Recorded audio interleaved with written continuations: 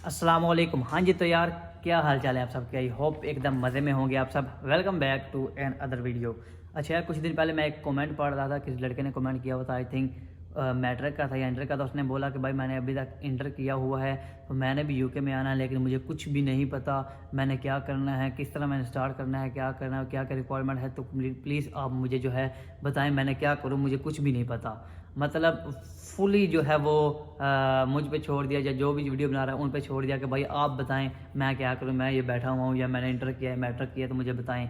तो यार ऐसा कुछ भी नहीं होता। हम आपको जिस गाइडलाइन दे सकते हैं, कुछ चीज़ें बता सकते हैं जो कि यूके में आने से पहले, यूके में आने के बाद जो है चीज़ें होती हैं, जो कि नए रूल आते हैं, जो इन्फॉर्मेशन होती है वो हम आपको प्रोवाइड करते हैं। लेकिन जिस तरह ये लड़का बोल रहा था कि इस तरह करें, तो ऐसा पॉसिबल नहीं होता कि हम आपको हाथ पकड़ के कंप्लीट गाइड करें। आपको कुछ ना कुछ खुद भी मेहनत करनी पड़ती है। ज़ाहिर बात है, जब इंटर लेवल पे आप होते हैं तो मैच्योरिटी लेवल उतना नहीं होता, वाकई कुछ समझ नहीं होती।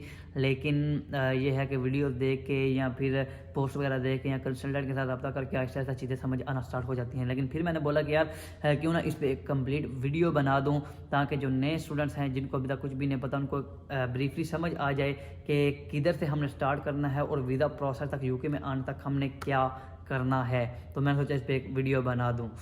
तो वीडियो शुरू करने से पहले यार अभी तक आप चैनल पर नए हैं, चैनल को सब्सक्राइब नहीं किया तो प्लीज़ चैनल को लाइक करें, सब्सक्राइब तो लाजमी करें, ताकि नए आने वाली वीडियो आप तक लाजमी पहुंच जाएं। तो चलें जी, स्टार्ट करते हैं। अच्छा यार, किसी भी कंट्री में अब्रॉड मूव करने के लिए आपको ज़रूरत होती है आपके पासपोर्ट की। आपका नेशनल पासपोर्ट जो होता है वो आपके लिए ज़रूरी होता है। तो पासपोर्ट बनवाने के लिए आपका आईडी कार्ड ज़रूरी होता है। तो इसलिए सबसे पहले भाई आपने बनवाना है अपना आईडी कार्ड। आईडी कार्ड की रिक्वायरमेंट होती है डेट ऑफ बर्थ की, जो सर्टिफिकेट होता है वो आपने की रिक्वायरमेंट होती है, वो आपने प्रोवाइड करना है। जाके अपना आपने आईडी कार्ड बनवाना है। आईडी कार्ड आपने फिर अपने साथ लेके पासपोर्ट ऑफिस जाना है, उधर से आपने पासपोर्ट के लिए एप्लीकेशन देनी है। उधर भी दो तरह की सर्विस होती हैं, एक प्रायोरिटी और एक स्टैंडर्ड। स्टैंडर्ड पे आप जाते हैं तो उस पर आपका मेरे टाइम पे लगा था तकरीबन 4 से 5 हज़ार तक लगा था। लेकिन अगर आप प्रायोरिटी सर्विस पे जाते हैं तो उस पर पैसे जो है वो एक्स्ट्रा लगेंगे। ये तकरीबन हर ऑफिस में जो है ये सहूलत मौजूद है कि अगर आपको अर्जेंट कोई चीज़ चाहिए तो आप प्रायोरिटी सर्विस पे जा सकते हैं पैसे एक्स्ट्रा पे करके। तो सबसे पहले भाई आपने बनवाना है अपना पासपोर्ट। इसके बाद आते हैं एजुकेशनल डॉक्यूमेंट्स की तरफ। अगर तो आप इंटर लेवल पर आ रहे हैं, आपने इंटर के बाद इधर मूव करना है, तो आपके पास कम से कम मैट्रिक और इंटर का जो है वो डिग्री होनी लाजमी है, तब आप एलिजिबल हैं इधर अप्लाई करने के लिए। लेकिन इसके बाद अगर आपने मास्टर्स पे आना है तो आपके पास मैट्रिक और इंटर की तो डिग्री ज़रूरी है। इसके साथ ही आपके पास मास्टर्स की जो है ट्रांसक्रिप्ट वो आपके पास होनी ज़रूरी है, वो आपके पास लाजमी होनी चाहिए। डिग्री अगर आपके पास नहीं भी है, डिग्री है तो वो तो बहुत अच्छी बात है, लेकिन अगर आपके पास नहीं है तो कम से कम आपने ट्रांसक्रिप्ट अपनी जो है वो लाजमी प्रोवाइड करनी है यूनिवर्सिटी को, अपना जो है ऑफ़र लेटर मंगवाने के लिए। तो ये डॉक्यूमेंट जो है आपने अपनी यूनिवर्सिटी को प्रोवाइड करने हैं, तो इससे आपका जो है वो ऑफ़र लेटर आ जाएगा। इसके साथ साथ अगर आपने कहीं और अप्लाई करना है, जिस तरह ऑस्ट्रेलिया कह रहे हैं या यूरोपियन कंट्रीज़ में कह रहे हैं, तो उसमें 2-3 एडिशनल डॉक्यूमेंट्स होते हैं। जिसमें पहली बात करें प्रोफिशिएंसी सर्टिफिकेट। प्रोफिशिएंसी सर्टिफिकेट होता है इंग्लिश प्रोफिशिएंसी सर्टिफिकेट। वो होता है कि आपने अपनी यूनिवर्सिटी से बनवाना होता है। बाद औक़ात कई लोगों के ज़हन में ये होता है कि जो आपने आइट्स है, जो आपका पीटीई है, उसकी जगह जो है आपका इंग्लिश प्रोफिशिएंसी सर्टिफिकेट यूज़ होता है। लेकिन नहीं, ये आपकी यूनिवर्सिटी की तरफ से होता है। ये प्रूफ होता है कि आपने जितनी डिग्री अपनी यूनिवर्सिटी में पढ़ी है वो आपने इंग्लिश मीडियम में पढ़ी है, तो ये सर्टिफिकेट उसके लिए यूज़ होता है। ये most of the time European countries में, हंगरी वगैरह या इटली वगैरह में आप अप्लाई करते हैं तो उधर ये यूज़ होता है, उधर आपकी रिक्वायरमेंट होती है। इसके बाद बात करें रिकमेंडेशन लेटर। रिकमेंडेशन लेटर भी जो है यूरोपियन कंट्रीज़ में ज़्यादा यूज़ होता है, यूके में इसका इतना खास यूज़ नहीं है। तो इसके अलावा अगर आप स्कॉलरशिप कहीं पे अप्लाई कर रहे हैं तो उधर आपका ये यूज़ होगा। यह अपने अपने प्रोफेसर से बनवाना होता है। ये स्पेसिफिक होता है, आपके प्रोफेसर के जो है वो नीचे साइन मेंशन होते हैं। आपको उसने रिकमेंड किया होता है किसी भी यूनिवर्सिटी में कि ये लड़का हमारे पास या लड़की हमारे पास पढ़ी है, इसके इतने नंबर हैं, तो ये एलिजिबल है आपके पास पढ़ने के लिए, तो इसको एडमिशन दें आप अपनी यूनिवर्सिटी में। तो ये होता है रिकमेंडेशन लेटर। इसके बाद बात करें यूनिवर्सिटी की सिलेक्शन की। इसके बाद आपने अपनी यूनिवर्सिटी सेलेक्ट करनी होती है कि आपने कौन सी यूनिवर्सिटी में जाना है, आपने कौन सा जो है कोर्स चूज़ करना है। कोशिश करें अपनी यूनिवर्सिटी पर रिसर्च करें, उसकी कंप्लीट इन्फॉर्मेशन अपने पास रखें, एक डॉक्यूमेंट फाइल बनाएं, उस पर कंप्लीट यूनिवर्सिटी लिखें, उसके कोर्स लिखें, उसकी फ़ीस लिखें, तो आपको आइडिया हो कि आपने फ्यूचर में किस यूनिवर्सिटी की तरफ जाना है और कौन सा कोर्स आपने पढ़ना है, कौन सा कोर्स पढ़ के आपको फ्यूचर में क्या फ़ायदा होने वाला है। मेरी तरह नहीं करना कि मेरी प्रीवियस फील्ड जो है वो कोई और थी, आगे जो है मैंने फील्ड कोई और चूज़ कर ली, यूनिवर्सिटी का मुझे पता नहीं था, जो कंसल्टेंट ने बताया मैं उसी यूनिवर्सिटी के साथ आ गया, लेकिन बाद में इधर आके रियलाइज़ होता है कि यार ऐसा नहीं करना चाहिए, कुछ ना कुछ रिसर्च जो है वो खुद करनी चाहिए, कंसल्टेंट से जो है वो हेल्प ले लेनी चाहिए कि कौन सी यूनिवर्सिटी की कितनी फ़ीस है, अगर आपको कोई समझ नहीं आ रही, ये आपके लिए आने वाले वक्त में फ़ायदा मंद होता है। तो यूनिवर्सिटी की सिलेक्शन करने के बाद आपने ये डॉक्यूमेंट्स यूनिवर्सिटी को प्रोवाइड करने हैं, तो वो आपको यूनिवर्सिटी जो है ऑफ़र लेटर सेंड कर देती है। तो जब आपने ये सारा प्रोसेस अपने थ्रू करना है तो वो तो वेल एंड गुड, लेकिन जब आपने किसी कंसल्टेंट के थ्रू करना है तो आपने मेक श्योर करना है कि जिस कंसल्टेंट के पास आप गए हैं और जिस यूनिवर्सिटी के पास आप जा रहे हैं, जो यूनिवर्सिटी आपने कंसल्टेंट को बोली है मैंने इस यूनिवर्सिटी में जाना है, और अगर वो आपका प्रोसेस स्टार्ट करने जा रहा है तो आपने कोशिश करनी है, मेक श्योर करें कि वो जो कंसल्टेंट है उस यूनिवर्सिटी का ऑफिशियल रिप्रेजेंटेटिव है।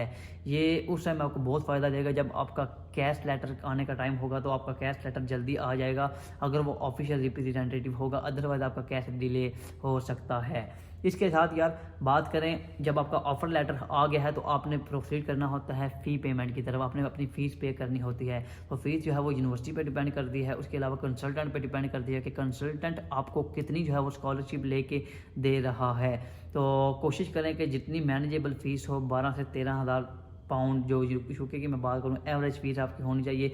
यह नहीं कि 15, 16, 17,000 पाउंड तक चले जाएँ। यूनिवर्सिटी ऐसी हैं जिनकी इतनी ज़्यादा फ़ीस है, लेकिन वो थोड़ा सा मुश्किल हो जाता है। अगर इनिशियल डिपॉजिट आप उधर से ज़्यादा दे देते हैं तो फिर तो मुश्किल नहीं है। तो कोशिश आपने यही करनी है कि इनिशियल डिपॉजिट उधर से 60 to 70% पे करके आएँ, ताकि इधर आके आपके लिए आसानी हो।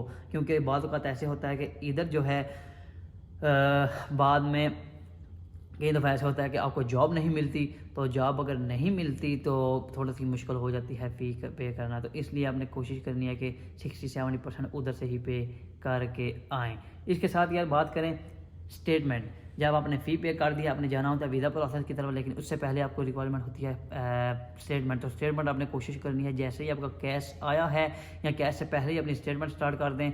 तो स्टेटमेंट दो तरह की होती है। अगर आप बैचलर पे आ रहे हैं तो वो थोड़ी सी ज़्यादा होगी। अगर मास्टर पे आ रहे हैं, जो कि मैंने करवाई थी तकरीबन 50 to 60 लाख यानी 5 से 6 मिलियन के दरमियान में, इतनी आपकी स्टेटमेंट की रिक्वायरमेंट होती है। स्टेटमेंट इस तरह बनवाते हैं कि जितनी आपकी रिमेनिंग फ़ीस रह गई है और टोटल आपके 1 साल के एक्सपेंसेस, ये आपने टोटल सम अप करके इनको उतनी आपने जो है अपनी स्टेटमेंट शो करवानी होती है।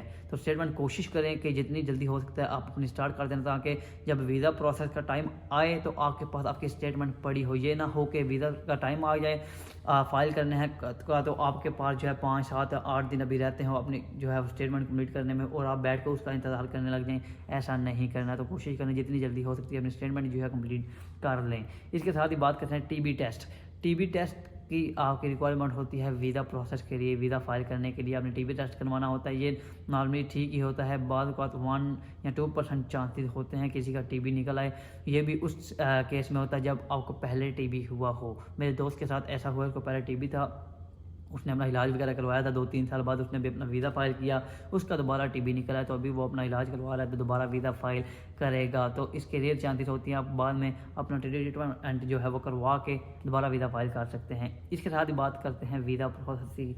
जब आपने अपना वीज़ा प्रोसेस स्टार्ट करना है, वीज़ा अप्लाई करना है, तो उसके लिए जितनी मैंने वो डॉक्यूमेंटेशन आपको बताई है, आपकी बैंक स्टेटमेंट, आपके डॉक्यूमेंट्स जो हैं, एजुकेशनल डॉक्यूमेंट्स, आपका जो है कैश लेटर, सारी आपकी जो चीज़ें हैं ये आपने अपने वीज़ा प्रोसेस के लिए जाना है। इनकी आपने जाके अपनी बायोमेट्रिक करवानी है, आपने अपने डॉक्यूमेंट्स स्कैन करवाने हैं, उसके बाद आपने वीज़ा फ़ाइल कर देना है। वीज़ा फ़ाइल करने के लिए 2 चीज़ें हैं, एक स्टैंडर्ड सर्विस है, सुपर प्रायोरिटी सर्विस है, और प्रायोरिटी सर्विस है। सुपर प्रायोरिटी जो है वो इंडिया में मौजूद है, पाकिस्तान में मौजूद नहीं है। तो स्टैंडर्ड सर्विस के साथ आप जाएंगे तो आपका थोड़ा टाइम लग सकता है। अगर प्रायोरिटी सर्विस पे भी जाएंगे तो आजकल की अगर बात करें तो प्रायोरिटी सर्विस पे भी जिधर 4-5 दिन लगते हैं, 2-2 वीक लग रहे हैं। तो अगर आपके पास पैसे हैं, इतनी गुंजाइश है तो आप प्रायोरिटी सर्विस पे जाना, अगर नहीं भी है तो आप स्टैंडर्ड सर्विस पे चले जाना। अगर आपके पास टाइम है तो आपका वीज़ा लग के आ जाएगा। मैंने अपनी स्टैंडर्ड सर्विस यूज़ की थी जेन्युइन टेक के लिए, तो मेरा वीज़ा जल्दी आ गया था, यानी 28 दिसंबर को वीज़ा मेरा आ गया था। लेकिन फिर मैंने जो मूव किया था वो 27 जनवरी को मूव किया था। थोड़ी घरेलू मसरूफियात थी, उधर मैं बिजी रहा था। तो यार यही थी कंप्लीट इन्फॉर्मेशन, कंप्लीट मैंने चीज़ें आपको बताई, जो डॉक्यूमेंटेशन आपकी रिक्वायरमेंट है, जो आपने क्या करना है। इसके बाद आपने वीज़ा का इंतज़ार करना है, वीज़ा आएगा तो आपने इधर मूव कर आना है। तो यार उम्मीद करता हूँ वीडियो अच्छी लगेगी। वीडियो को लाइक लाजमी कीजिएगा। चैनल पर नए हैं, चैनल को सब्सक्राइब करना मत भूलें। इंशाल्लाह मिलेंगे नई वीडियो के साथ, तब तक के लिए अल्लाह हाफिज़।